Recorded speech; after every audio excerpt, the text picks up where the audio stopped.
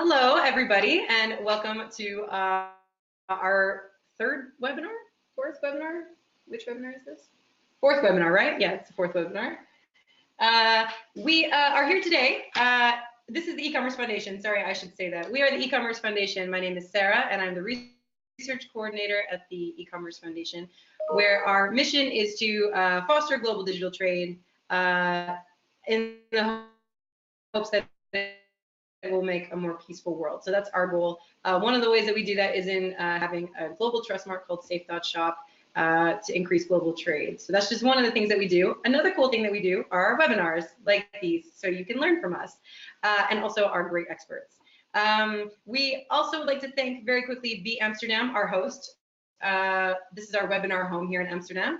They provide basically everything you could want as an entrepreneur, as a corporation, when it comes to e-commerce and the tech world. So this is the place to be. Okay, great. So introduction-wise, so far we have, for our experts today, two amazing people who are well-versed in the German market. We have Mr. Henning Brandt, who I'm going to unmute you so you could say hello, from Computop, who actually was a sponsor of the Germany report that we just published today. If you would like to get your very own copy, you can do so at e-commerce wiki. But hello, Henning Brandt from Computop. Hello, Sara. Nice to be in the call. Great. Okay. And next on the list, we have Mr. Henning Heesen. I hope I'm saying that correctly. My American accent's not that great. Who is from Salessupply.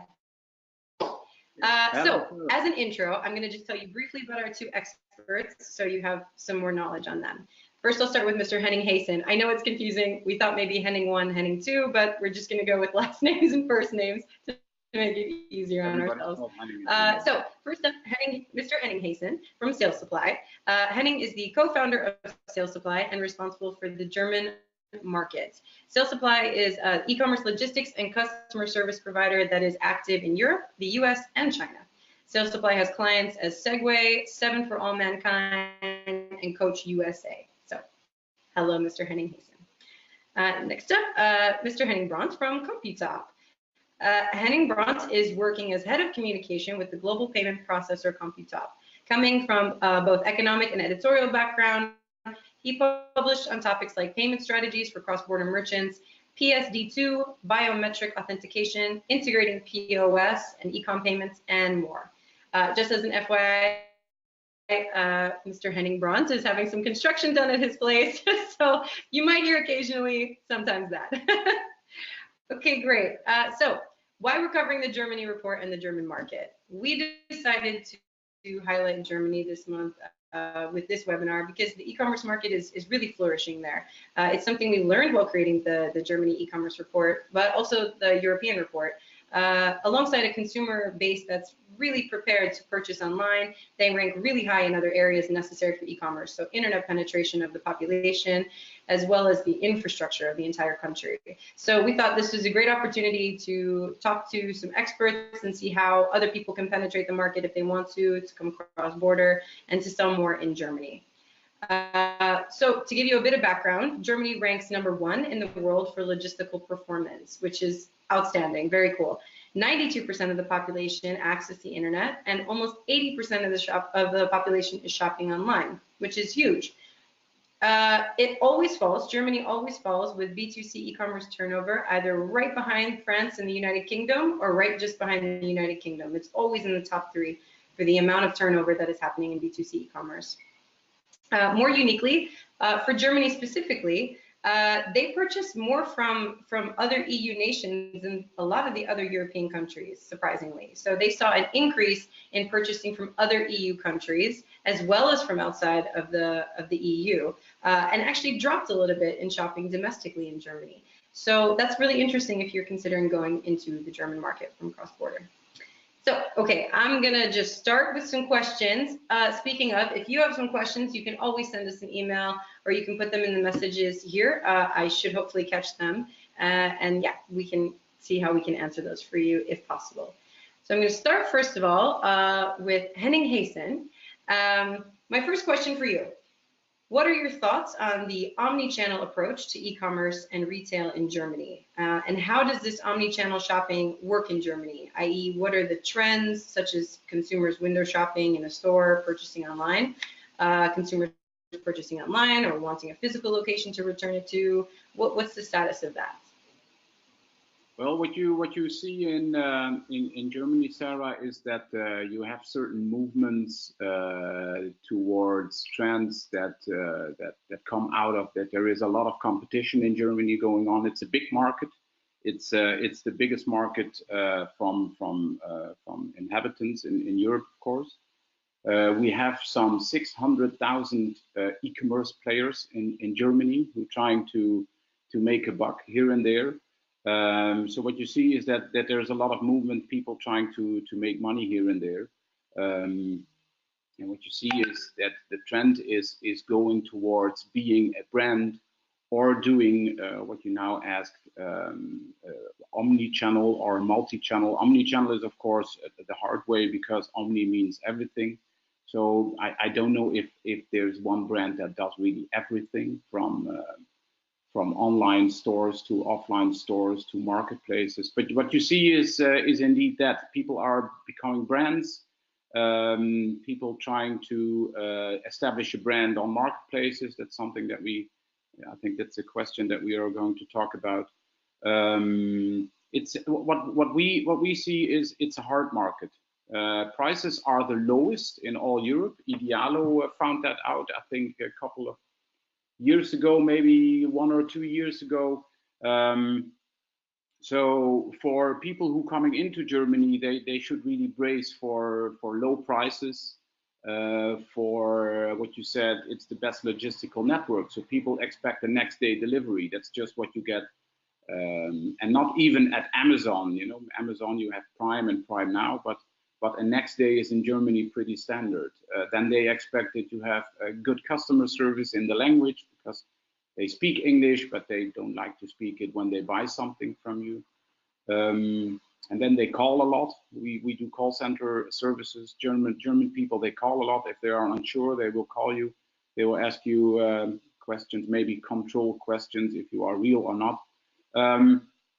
But we also see customers of us who sell a unique product with an English website, with having just credit card and no German customer service also selling, but that depends on the product. So it's a country like every other country, but I think Germany is just as hard as maybe UK or the US or as China, because you have a lot of competition. Just like I said, you have a low price level. And you have to figure out the two questions, how much money do I want to invest in a certain market in Germany, and what's my goal? So what's my target? You know, do I want to reach 1 billion or 1 million or 500,000? And what you often see is that online retailers or brands, that they don't have a plan. So they go into a market really pragmatic. It's like, yeah, we're just going to test it. Maybe we're going to translate a bit, which is also okay. But then the expectation levels should be low. And one thing is what you see in Germany is that people who are really outstanding in e-commerce, they for instance have offline stores. They are doing offline stores. Also Zalando is building some pop-up stores here and there. So it's from online to offline. But one thing that we always say is if you have offline stores, if you see people who have offline stores, to build an offline store, the rackage and everything, and the lamps and the lights and everything, cost you something, let's say on an average 300,000 euro. And that's okay for an online store. Let's say a shoe store that builds a store in Amsterdam or whatever, they just have to invest something like 250, 300,000 euro to just rebuild the store like they wanted, you know, branded everything. But and that's okay. And then you're talking about, let's say, Bamberg, where Computop is, or Duisburg, or Düsseldorf, or Utrecht, or whatever city in the world, and that's okay. And then they were talking about an area of 100,000 people, 200,000 people that go shopping in that store, and that's 300,000 euro. Now, if you ask the typical online retailer going to Germany, 80 million people, if he's going to invest 300,000 euro, it's like 99.9% says no. And that's a strange thing, that if you build a store, you are going to invest 300,000 euros.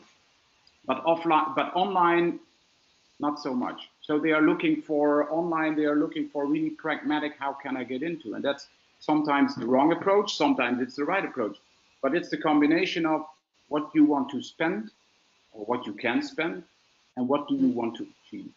So it sounds like the important thing there is what's your target audience, figuring out if that target audience is looking for the omni-channel approach anyway, because it might also be the case that they're not, perhaps, and also how much do you want to spend, let's say. Those seem to be really important considerations before you go into the German market. Okay, how do I think about this? Is that, would you say that's right? It's like, it's maybe like, I always compare things with cars or with relationships, but it's like buying a car. The first thing a car dealer will ask you is how much money can you spend? And if you say, well, I just want to try to drive a car and I just want to try to, it's not possible. And so it's the question, how much money do you want to spend? But that's in every market. But markets who are really hard, and like, let's say German, the French, and the UK market, they are hard because of a lot of competition and low prices.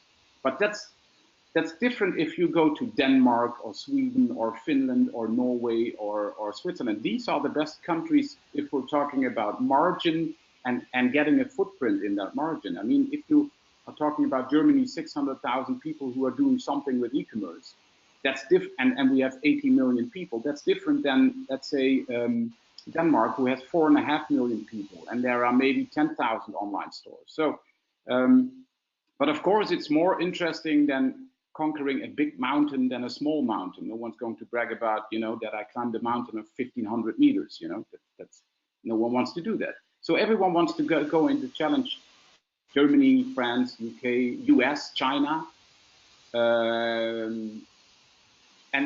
but with no budget, and that's just not possible.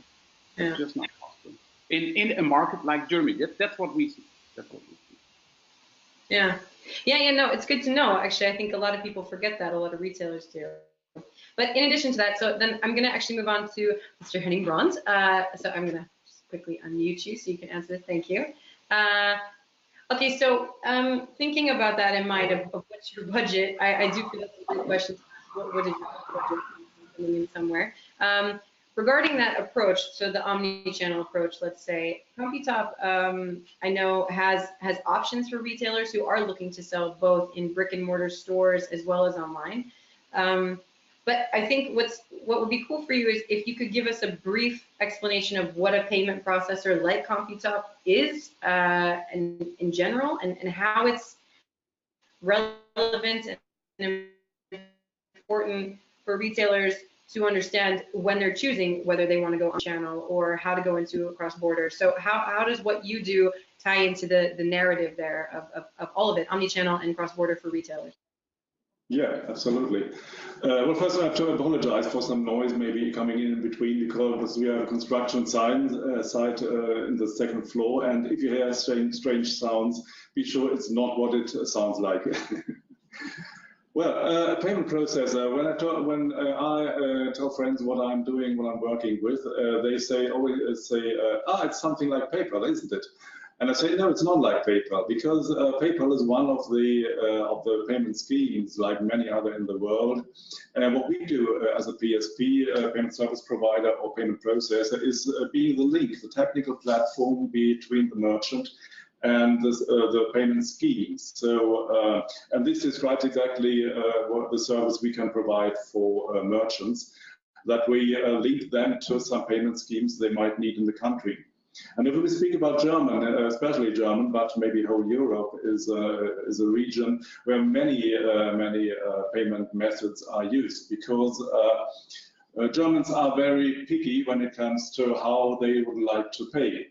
We have a big history of invoice payment due our mail order activities, starting from the 50s and going on with sending out by catalog and ordering by mail. And so Germans are used to paying everything on invoice. This, of course, is a bit of trust for the merchant, because the merchant has to see the good, has to send the goods to the customer, and hopes finally he gets paid for it, maybe 2 weeks later. And mostly, luckily enough, this is the case, and the people pay. But of course, there are always some who are not willing to pay and try to get away with it. But this is very popular, and the first thing I can say to any merchant who wants to come into Germany, you to really improve your chances of making a turnaround here is if you offer payment by invoice. Of course, as a foreign merchant, you don't have the chance to take all the risk on your shoulders because you don't have any scoring information, any risk management in Germany especially. So there are companies who can help you, partners from us and Computop itself. And there are also payment schemes who take away the risk because they make a risk management and scoring before they give you a go for sending the goods to the customer. But selling in Germany without offering invoice is really hard because this is still the most popular payment method, followed by PayPal, which is pretty popular here. And also the PayPal Express checkout is a very good option because you can integrate that into your shop and offer the customer a one-click checkout. So he takes the address from the delivery address from PayPal account and the way you would like to pay, or with one click you can say, yes, I want to pay by PayPal, and everything is fixed. Same with Amazon. Amazon also offers this solution, a one-click button. It's nice, but remember that some data also is going to PayPal and to Amazon, and you share some of your customer information with one of these two schemes.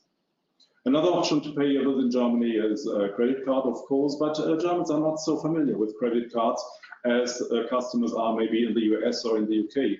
US and UK is absolutely card-centered. It's their history. They invented the credit card in the US.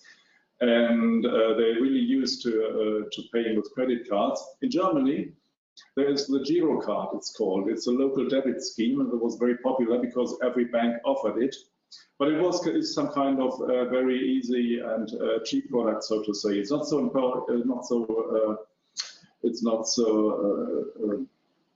rather cheap for merchants, so to say, but it doesn't offer many possibilities. You can't buy online with it. It just starts getting NFC, so contactless payment in the store. But every German consumer has it in his pockets, and he's quite familiar with paying with that Giro card. And these are the most popular options of payment in Germany. And these are some things merchants have to consider when they think about selling here. In fact, a study by the ECC, a German institute, showed that an average online shop has 7 payment methods in his box in Germany. And this is quite a lot, and even more, until 2020, they plan to introduce 2.7 or so more payment methods. So there's quite a rich choice in Germany. I won't say you would need them all when you enter the market first, but you should consider about invoice payment, even installment payment if you have high-priced goods like furniture or like e-bikes or something with a basket of 2,000 to 3,000 euros. Then installment payment is really a good thing. And yes, offering credit cards, PayPal as such, and also some kind of online bank transfer is what I would like to recommend for the payment methods. Now, one more to omnichannel. Yeah. No, well, it seems that you mention invoice quite often, and I wonder how difficult that is for smaller retailers to take that burden on their shoulders. Because if they are a small retailer who wants to sell into Germany, but it's a bit scary for them if they've never taken that risk before to invoice. Yeah, that seems scarier.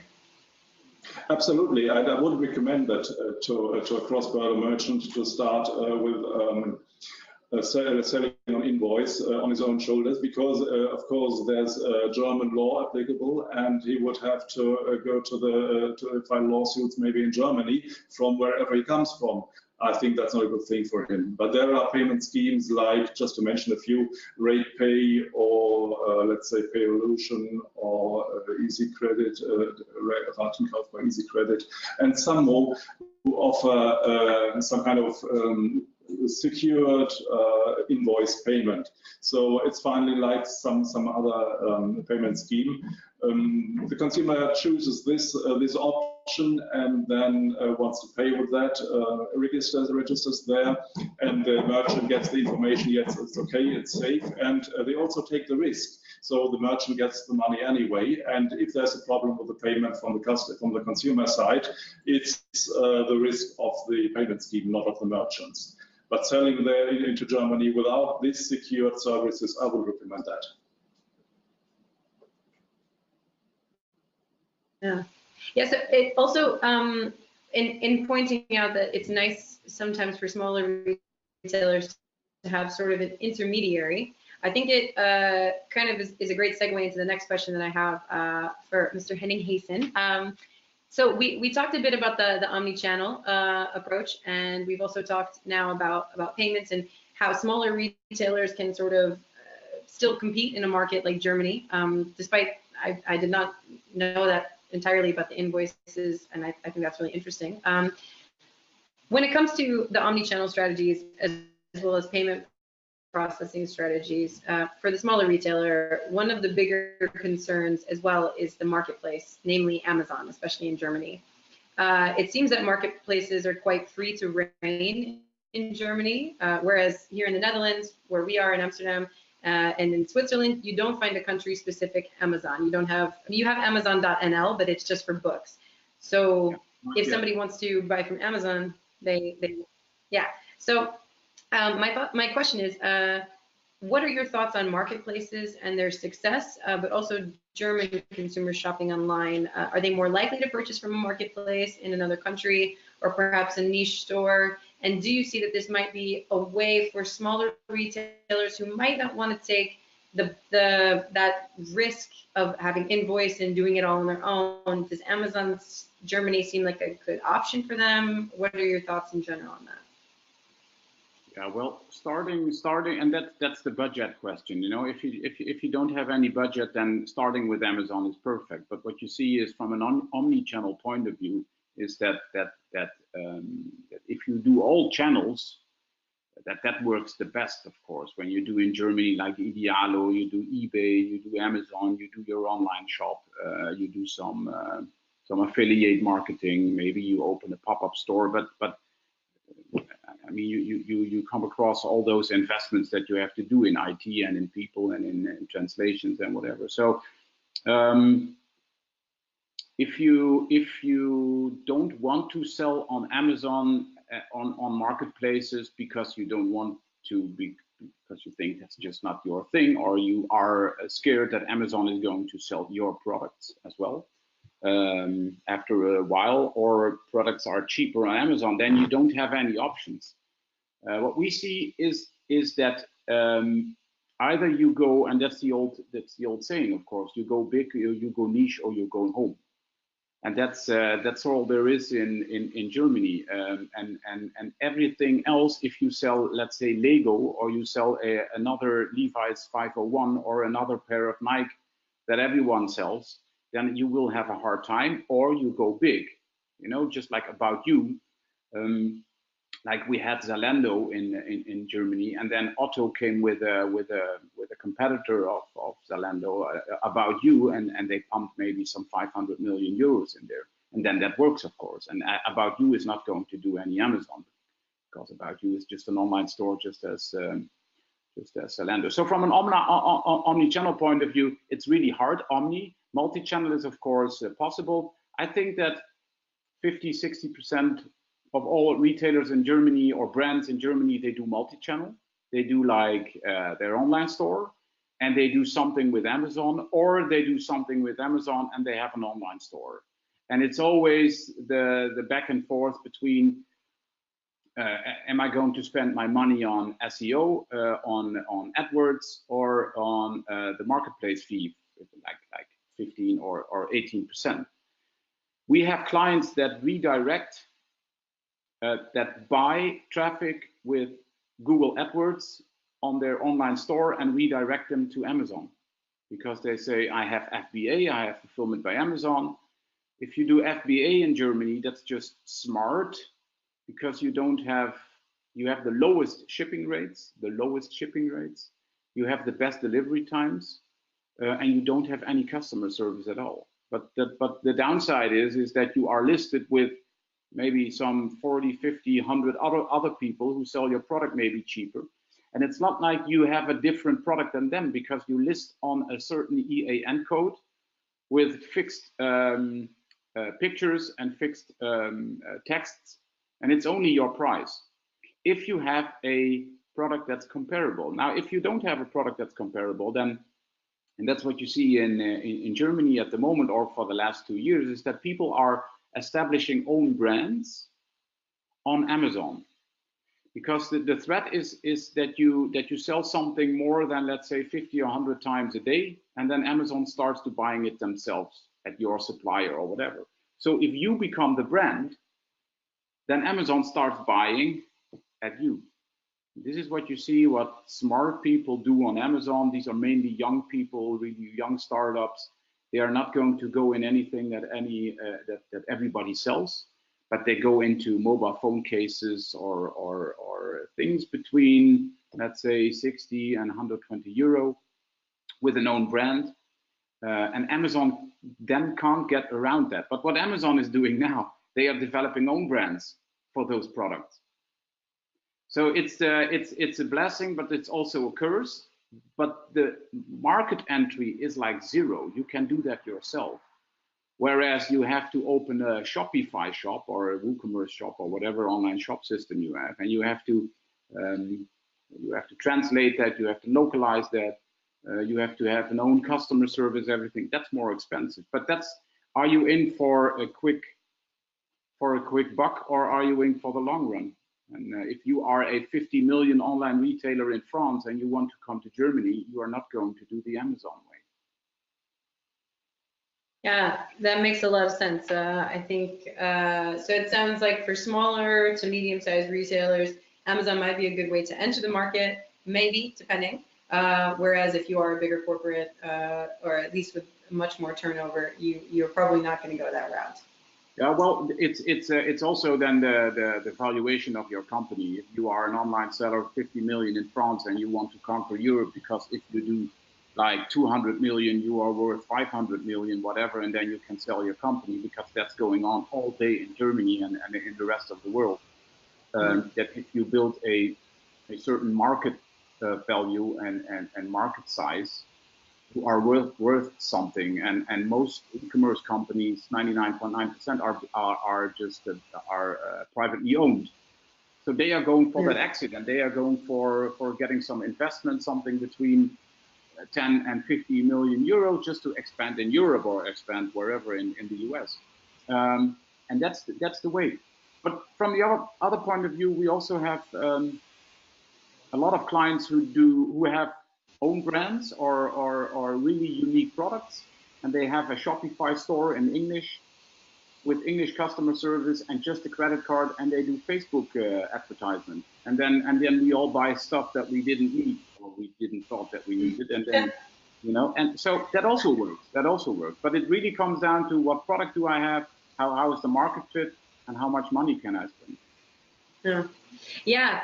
Well, it's a really interesting conversation, everything around Amazon, especially because, like I said, we don't have it in the neighboring countries. So Amazon Germany really does sort of fulfill the needs of a lot of consumers. I mean, even in the Netherlands, it ranks quite high for the amount of people. I think it's in the top 7 for consumers going there, because a lot of Dutch people, the Dutch either speak German or English as well. So it's fine for them to go to the German website. Same for Switzerland. They tend to also go to Germany if they would like to buy something, because they also will speak German or English. It's fine.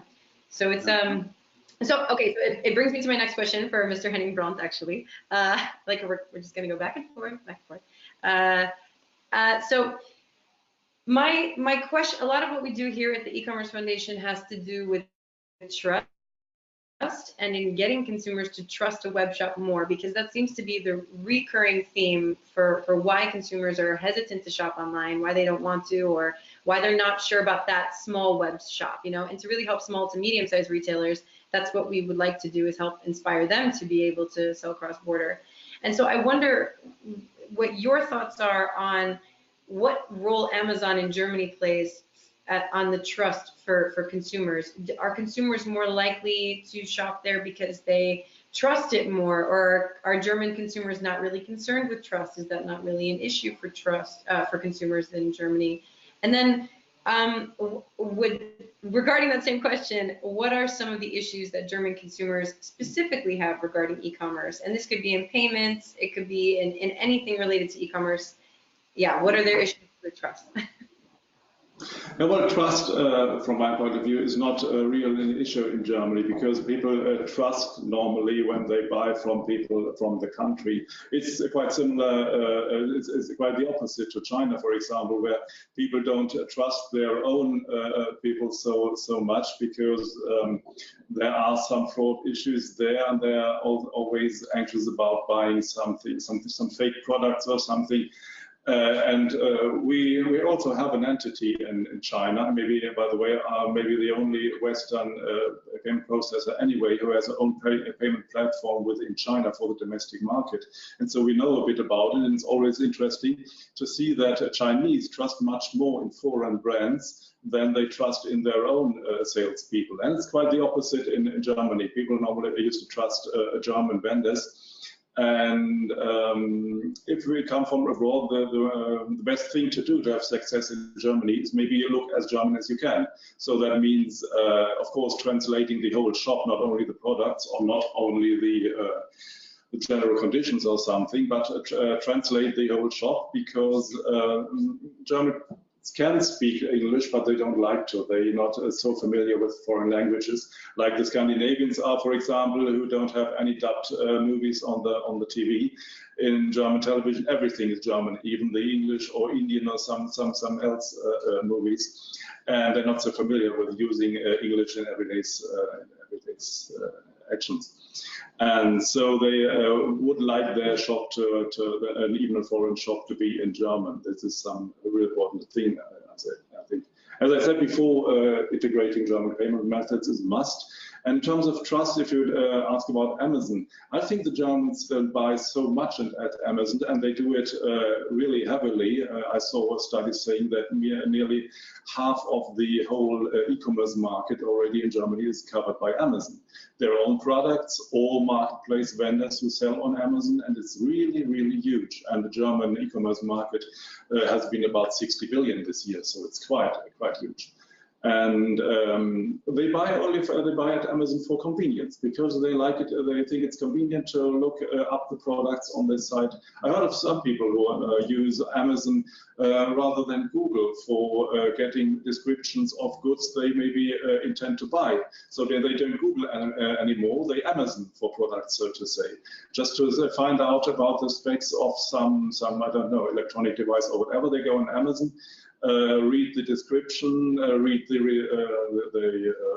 meanings of other people who've already bought that, the recommendations and everything, and then finally buy it because it's convenient. They have their account there anyway, they know the payment methods, they have quick delivery, and yeah, that's it. And though we have some struggles with the trade unions, for example, in Germany, especially with Amazon,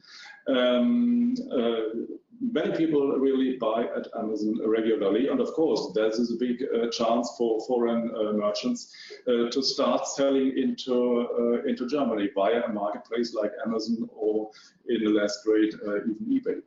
But of course there's a backside of it, and that's that you lose your customer contact. If you buy something at Amazon, the data goes to Amazon, and they share a bit with you, but they also keep it. They know what you sold there, and are, as Henning already said, interested in maybe selling themselves if it's going up and is a success, this product. And you always share your sales with Amazon. They know very exactly about what you do, and of course it's within their power to also say, well, we don't like you because you have this or that article in your shelves, which we don't like this famous story. I think it was on eBay who regarded a pocket knife as a weapon and shut down the shop of the merchant, who sold many other things besides this pocket knife. And it was a hard struggle with a long lawsuit to get back into eBay. And these are things that can happen in some cases with American marketplaces who have their own regulations and regard some things different than we would do in Germany. So it's always about being a bit cautious when you sell about marketplaces, especially if they are as big as Amazon. Well, so in line with that, what you said about them collecting the data and knowing it, do German consumers know that Amazon collects the data, and what is the regular German consumer stance on data collection? Yeah. Well, the Germans are very careful and very cautious with their data, and it's not, I think it's for a reason that this GDPR that came into power this year was prepared and was headed in the European Parliament by a young German guy from the Green Party who really worked into that and finally made it this success from political side that it's today. And yes, we are very cautious about data protection, and so it's kind of contradictory that that people also buy so intensely at Amazon, where they know their data goes there, but still they also Google it. Whatever alternative could have arisen from maybe a European service and a European company, it didn't really succeed because people, even in Germany, decided for Amazon, Google, Apple, you know the names. So yes, in detail, we are very careful with the data, but in the big picture, finally, we don't really support the alternatives. That's a bit of an issue. Maybe one day there's a really cool German or European brand where everybody loves to buy or to shop or to search on the internet or whatever. There's also no known social platform like Facebook or something in Germany. It's not there. Right. They all still use the American platforms. So yes. It's a bit contradictory. So a takeaway from what you just said sounds like if you are a smaller shop not selling on Amazon, let's say, and you're coming across the border into Germany, it would be very important and wise for you to put on there something very clearly about the data collection, or making sure that the consumers in Germany know you're not going to misuse their data, let's say, because if they are very data minded, I guess, the word for that, very secure with their data, it might be another way to help cross-border shop actually be successful with German consumers, perhaps, maybe. Okay, so my next question then actually sort of goes in line with this. It's again, we're switching back and forth. It's going to be from Mr. Heesen. Heesen, I should say. I'm gonna just stop. Okay, so staying in line with this topic of cross-border strategies, what would you say are the three main things a retailer needs to consider before going across the border into the German market? In other words, if you suggest having one, what would the ideal German market entry strategy look like? Well, the first thing is know your competitor. The second thing is know the prices. And the third thing is know how much money you want to spend. Those are the three things you have to keep in mind. We did in the last 10 years something like 800 cross-border projects, which we help people sell abroad or help them set up a shop or whatever. Yeah, these are the top three things that you could also say. If you don't do them, then it's a bit like gambling.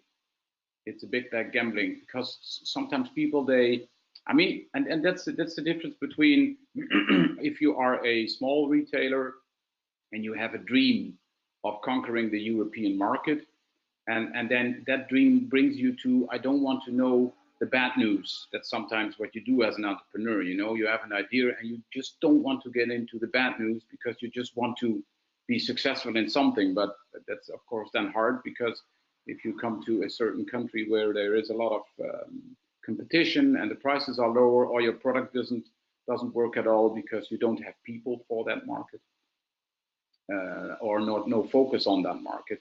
I mean, what I always say I do selling in Germany and consulting in Germany. What I always tell German retailers or brands that want to go international, I ask them, okay, how much people are you for Germany, whatever, and then they say something between 15 and 50 or 150. And then I ask them, okay, you are doing this cross-border project now to Holland or to the UK or whatever, and how much people are you there? And then it's always like, I mean, if we are lucky, then it's one guy. And so I ask, okay, so like 80 million people, Germany you do with 150 people, and then like you are doing 4 countries like France, UK, Holland, whatever, Spain, and that's just one guy. So that's just not possible. And that's just because you think that everything, and then the answer is, of course, yeah, but it's also scalable, but it's not. If you don't, and that's we combine that a bit with the war. If you go to France or a France store goes to Germany, and in Germany you have like 12 competitors, and they all have 50 people, so they have 600 people, and you go there with one guy from France to Germany, you will lose that war, and that's just how it is, and that's what we see all day. That people they don't reserve resources for a certain country, and then they say, well, how can we be better in that country? And then we always say it's resources, but that costs money. And then you're talking about online shops getting better, getting higher conversion rates, implementing 7 or 9 payment methods. A thing that we also do is cross-border fulfillment for online merchants. So you can store your goods locally, like French retailers store their goods in Germany. Because if you send your goods from France to Germany, you will pay €7 and you will have a delivery time of something like 3 to 5 days. But if you store it in Germany, you pay something like €3, €3.50, and you will have it next day. So if you sell a jeans from France to Germany for €80 and you have to wait 5 days, or I can buy it for the same price and I have it next day. It's not difficult where I'm going to buy it.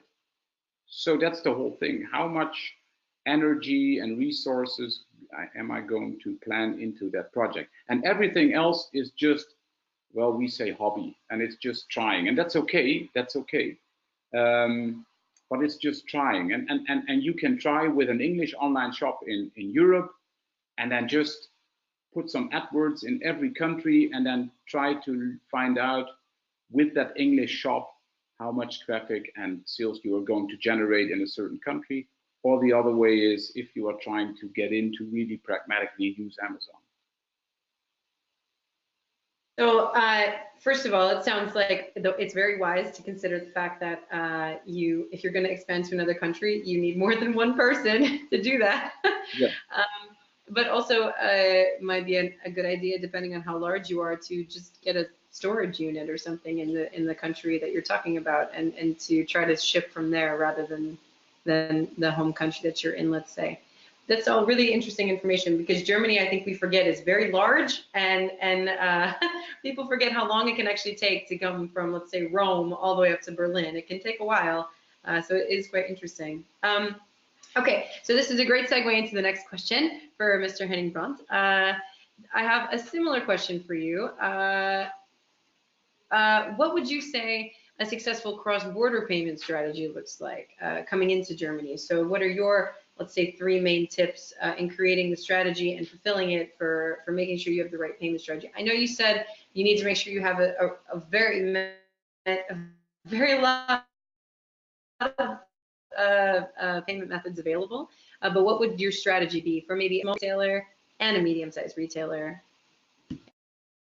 Well, yes, I think the first 3 points that Henning just mentioned are absolutely crucial. But if you have answered them for yourself and say, yes, anyway, I still want to do business in Germany. So I thought about that, all the things, and having enough staff to start the German online store, then I would really recommend first localize your website completely. That means translate it, be really German, and try to write everything like a German would do. Get yourself some German consult for really make it look German, like a German website. This is the first thing. The second thing I would say is try to build up some trust.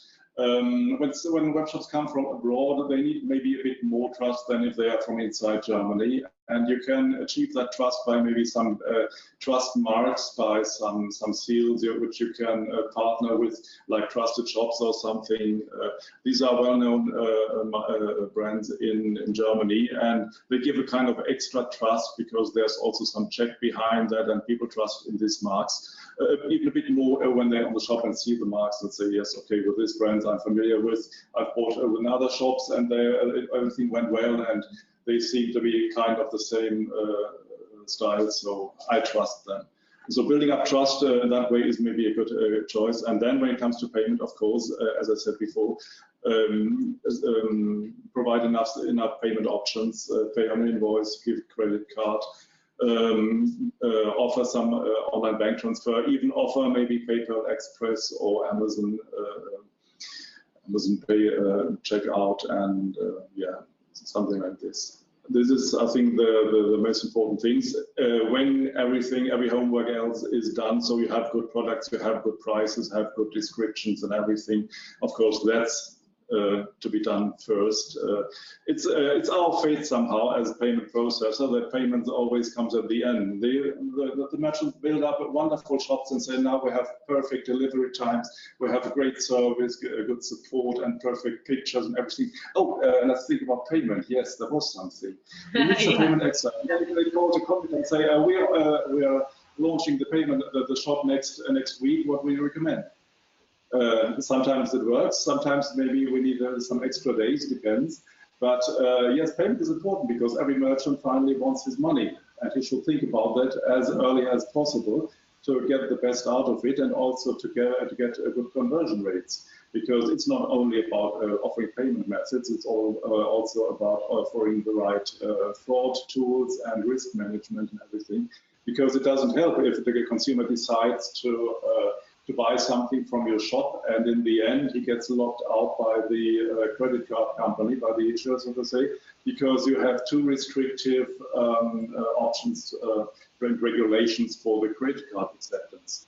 If you say, no, I don't want any suspect credit card transaction, I block them all, then your conversion will go down. And there are some tools like for managing 3D secure measurements from the issuing banks. Handling that correctly and setting correct rules will really drive up your conversion rate, and that's also very important. You need a good partner by your side to set up the rules correctly to earn the most of the turnaround you can get in Germany. So that's also very important. So I am hearing you. I think this is all really, really helpful for people who are looking to come into the market, because otherwise they wouldn't. And I think this is all stuff that nobody really knows, and every market is unique. As Mr. Heesen said, you can't just show up with one person. I really want to ask you a question from the audience, actually. We got a question from someone named Vivian, and her question is this, and it can be answered by both of you if you'd like. I think we only have time for just this one question, unfortunately. So I will ask it and you can answer it. If I want to do cross-border in Germany and open my own website with a local .de domain, does this affect the return costs on behalf of the customer? So do I have to offer free returns, or do I have to offer the local return fees as if a product would be returned within Germany, although it's actually shipped back out of Europe? So I'm gonna make sure you're both turned on with the microphone so I can. Okay, who would like to go first? Question, so I think it's Henning Heesen who was the first one to answer that, because I think it really depends on logistics. Well, it's not mandatory anymore by law that you offer free returns in Germany. So you don't have to offer free returns. That was until something like 2 years ago. That was in Finland and Germany were the only countries, but you don't have to offer free returns anymore. But the other thing is, if you offer a .de website or a .nl website or a whatever website in Europe, you have to apply with local consumer law. That's what you do.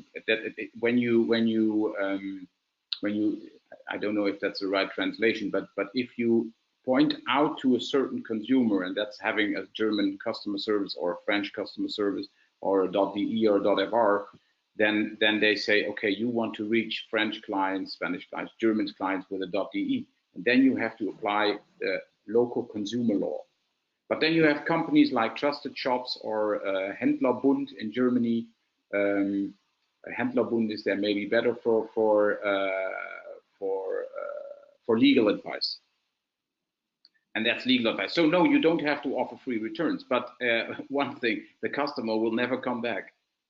If you offer a free domestic return, which is possible, a non-free domestic return that's possible with Salessupply, then it's okay. So let's say we have a US client and they sell something, they send it from the US, but the German customer can send it back to Germany, to our hub. That's okay.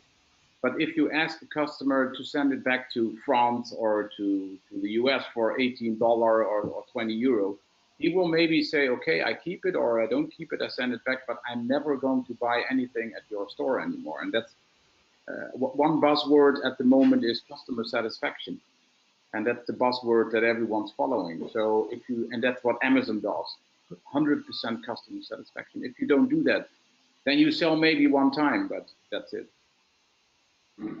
Yeah, let me add also the payment look on the whole thing, because of course there's also a payment side. If you refund, send back the goods, it's one thing, but of course the consumer wants back his money if he hasn't chosen paying on invoice and simply doesn't pay it when he sends back. There is a need to refund the money on the channel where you sold it. So if you get the money paid by online bank transfer, for example, you have to send it as a merchant, you have to send it back the same way. Right. And this is, of course, some payment restriction that you have. He should be able to manage the refund of the money as well as receiving the money. There's always a two-sides approach from this payment perspective, and sending back the money is maybe even a bigger issue for the merchant than simply receiving it, because receiving is simple, but sending it back in every single action and regard every return of the goods as a single project, it's very complicated, and you wouldn't like to do that manually. So you need a good process for that as well, and it gets even more complex when you have a cross-border business.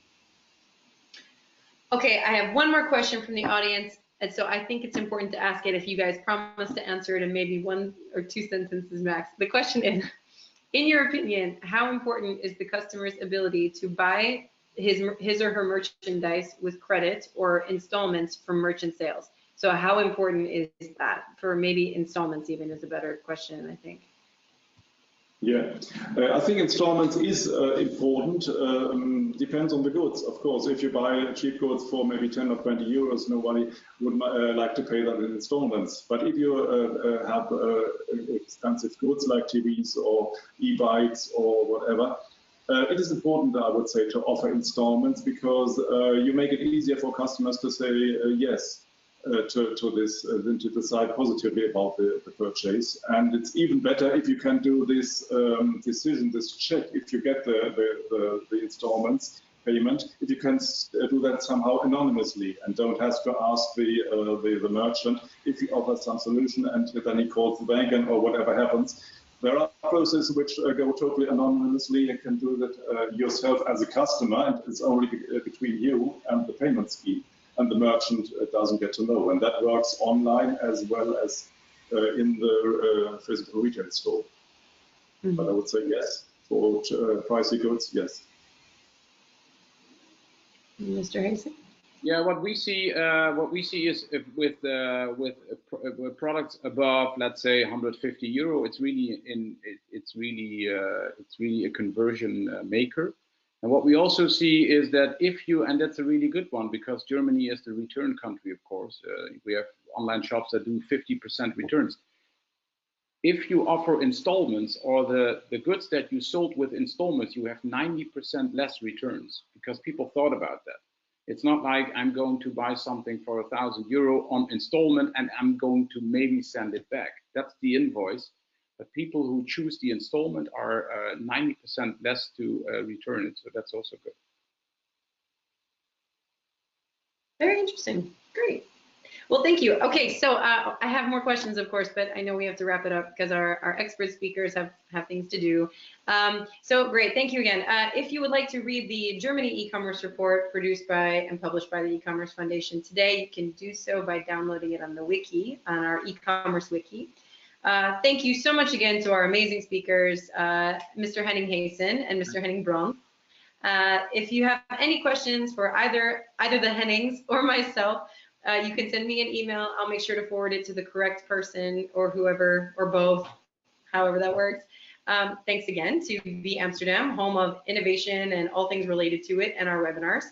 Yeah, and also if you want to sell more globally, you should definitely check out Safe.shop, our trust mark. It's a way to do so. If you want to sell into Germany, or maybe from Germany to somewhere else in the world, you should obviously have a trust mark to do so.